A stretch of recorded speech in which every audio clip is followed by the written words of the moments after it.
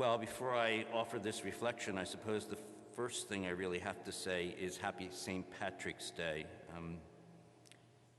Some of my ancestors would not forgive me if I didn't at least mention it.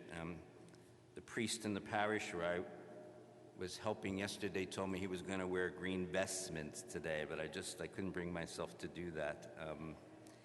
Also, congratulations for coming out on this day. I don't think it's snowing back in New York. And I'm sure that might have something to do with St. Patrick. But if this were St. John's and we were in New York, I'd have to buy you all hot chocolate for coming to class. However, this past week, Monday night and Tuesday morning, I actually was invited to be part of a wake and a burial service. I was actually asked to preside as the priest. And on Tuesday morning, when we were at the funeral home in New York and we were getting ready to close the casket for the last time of this woman who had died, I happened to strike up a conversation with one of the friends of the daughter of this woman, and she told me that she taught religious education back in her parish. I think in the old days we used to call this CCD. But she began to tell me some of the stories of her children. I think she taught maybe second or third grade. And she told me one little story that I thought was rather precious that I think happened this past Christmas. She was asking the children if they knew why Jesus' name was Jesus. I'm not exactly sure what she was fishing for. You know, perhaps she was looking for somebody who might know that the name Jesus literally in Hebrew means God saves. Maybe she was looking for, the fact that his name was Jesus because an angel told Joseph in a dream that he was to be named Jesus. But whatever she was looking for, she didn't get. But one little kid apparently did raise his hand, and he said to her, "I know why Jesus is named Jesus." And she said to him, "Well, why was Jesus' name Jesus?" And he looks at her and he says, "Because the word us is in his name, as in U-S." And I said to the woman, "That's really a precious story. I'm going to have to use that. Out of the mouths of babes come wonderful things sometimes." It might seem like a funny story on a day when I'm supposed to offer a reflection on St. Joseph. But I'd like to keep it in mind simply because in many respects, the truth of the matter is, from the biblical testimony, we don't really know a whole lot about St. Joseph. What we actually know from the Bible is that he was a just man. That does not mean fairness in our language. What that really means is that he was loved by God and that he was loving. We know that he was of the house and the lineage of David. We know that he was espoused to Mary. We know that he was a carpenter, but in Greek, the word carpenter really is something different. In Greek, it really means a woodworker, which was something of an artisan. But what interests me most about St. Joseph is in the entire nativity tableau, if you will, he's one of the few characters that never gets to say anything. When you stop and you think about what we know of St. Joseph from the Gospel of St. Matthew, Joseph has no speaking lines at all.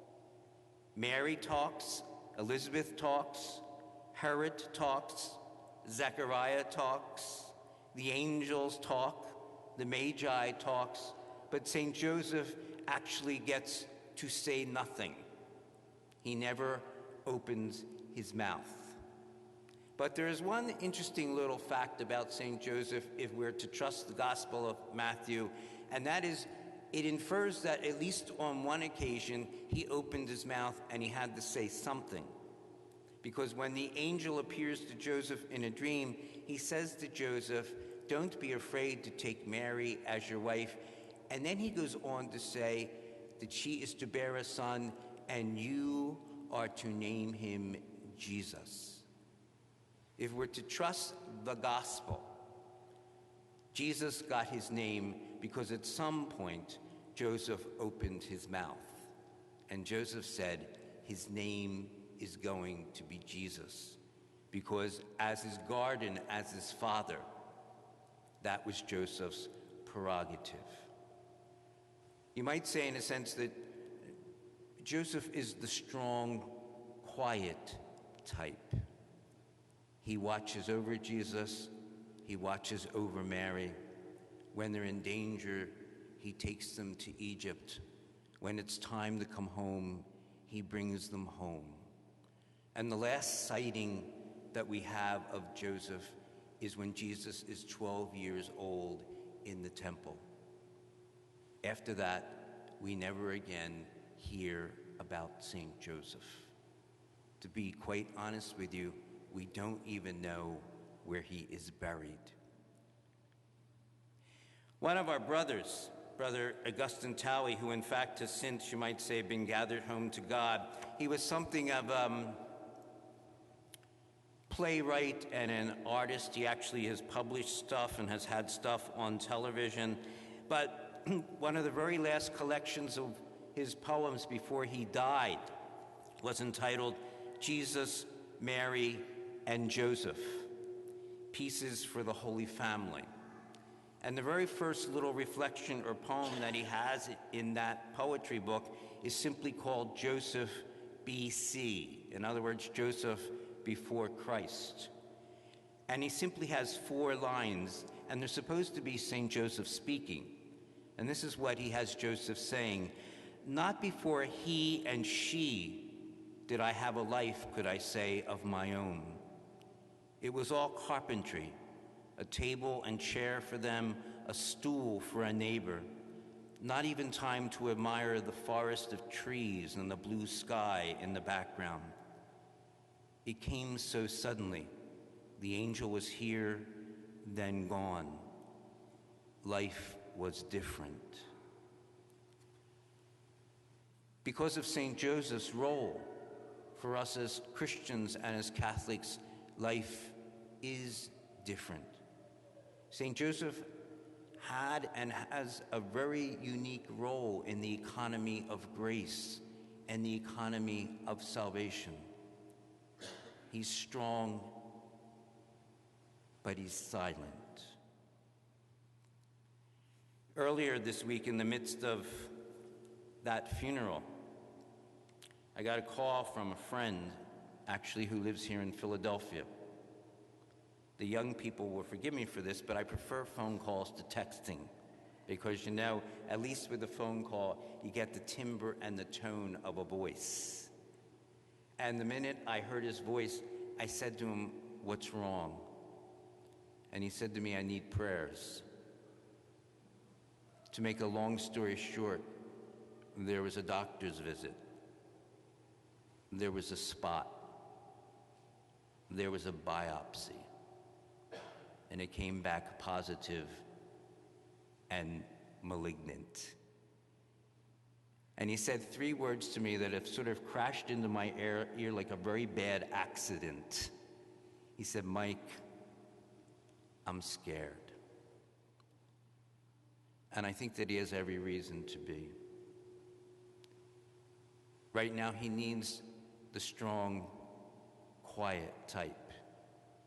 He needs someone like a Joseph in his life to watch over him, just as Joseph watched over Mary and Joseph watched over Jesus. And I suspect if we're honest with ourselves, we all need that. The only thing we know that Joseph may ever have said is, his name will be Jesus. And that little guy in that religion class was right. Because no matter how it's spelt, and no matter how it's pronounced in any given language, Jesus always includes us. In the triune God and in the communion of saints, there is no I, there's only a we. There is no me. There's only an us.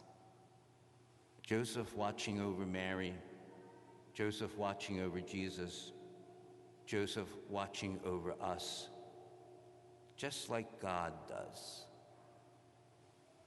We're never alone.